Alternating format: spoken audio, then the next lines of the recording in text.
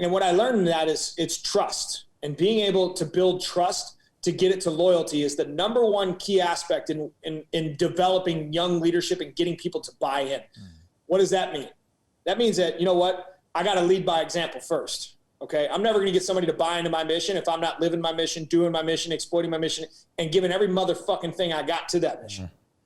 And then I got to explain to them why it's important and give them advice to help them through their life. And in my experience in developing young men and women, I'm going to help them. This is a lesson that my dad taught me, but I crossed it into locker room leadership and in life in general. Dude, guys struggle with money and women. That's the truth. Like that's what guys struggle with. That's true. You know? And so I found myself to be relationship doctor, and I pride myself, you know, listen, I've had a lot of bad relationships in the past, but I have a great marriage and I love my wife, and we have a fabulous marriage.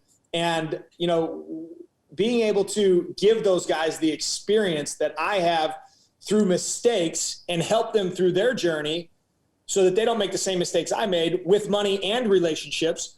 What happens is they go out into the real world, they use my advice, and then they come back and they're like, hey man, that worked. And I'm like, yeah, I know, I've already tried this. And then respect is earned, right? Because now I'm leading by example day to day in the active. I'm saying, hey, I need you to do this. I need you to show up this time. I need you to fucking bust your ass. But then I'm sending them out with real world advice that changes their life at home, that makes them have a little bit more swagger, a little bit, more financial security.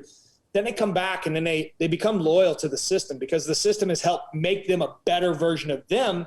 Now it's easier to move the team in that direction, right? And the beauty is like what I learned inside the locker room is there are no feelings. I'm not here to hurt your feelings or make you feel good. I'm here to fucking win. Absolutely.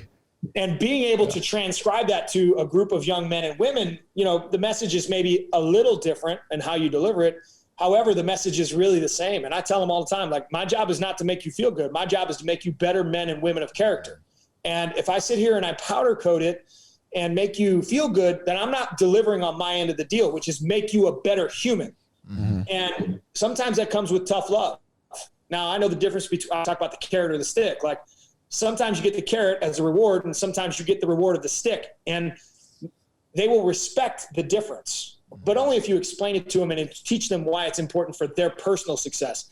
And that thing in creating that little envision that they can have the life they want inside the dream of this company, they start to buy in a little deeper. Then what happens is they start to hold other people accountable. Now we have a really good locker room because everybody's beating to the same drum, right? Nobody's leaving towels on the floor.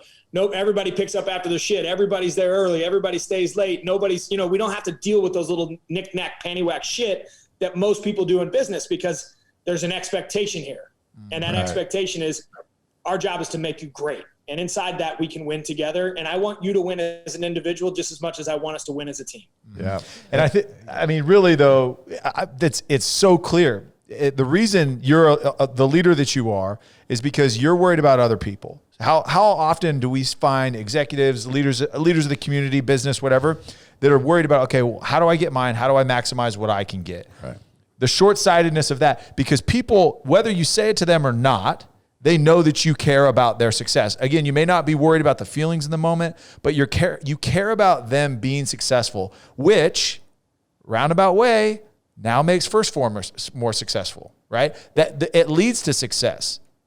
And so that's what to me, a great leader is someone, and that now we get into the servant part, right? Like that's where, look, I serve others, like it's self-serving in a roundabout way, but when people truly care about other people and truly pour into other people, that is the sign of a great leader. And honestly, what we've witnessed from you, man, it's impressive to watch. Yeah. But I think, right, like life is very narcissistic in general. And I think a lot of, that people think that's a bad term.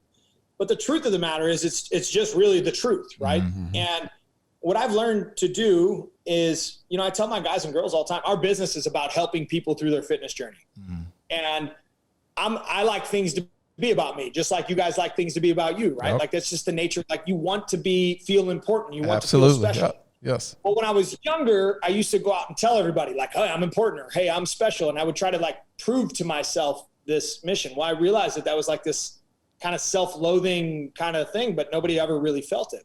And I don't know at what moment it clicked or how it worked, but we started really realizing that life was about other people. Like if I can make their lives better and I can make my mission about helping them, inherently they'll make me an important part of their life.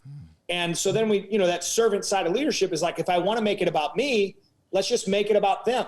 And if I can give them the best version of me and all the advice and all the information, whether that's somebody trying to lose weight or gain weight, or somebody inside our walls trying to build their career or their marriage or their personal success, I give and give and give and give and give. And what I realize is then they make it about me. So if I want to make it about me, I got to give to them.